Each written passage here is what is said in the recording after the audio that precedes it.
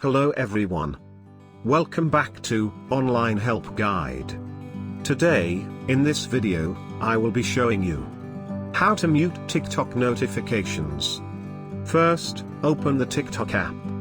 Once you open the TikTok app, you will see the profile icon at the bottom right corner of the screen. Tap on it, and it will take you to your profile page. You can see the hamburger icon at the top right corner of your screen. Tap on the hamburger icon.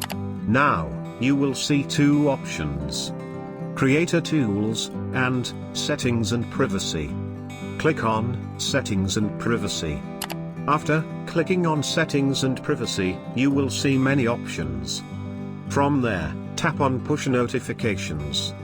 Now disable all the options, and you will successfully mute notifications on TikTok. Thank you for watching Online Help Guide.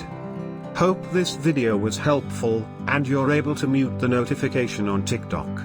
If you like our video, then don't forget to hit the like button on our video and comment down if you have any question or feedback. Also, if you are new to our channel, please subscribe and hit the bell icon to our channel.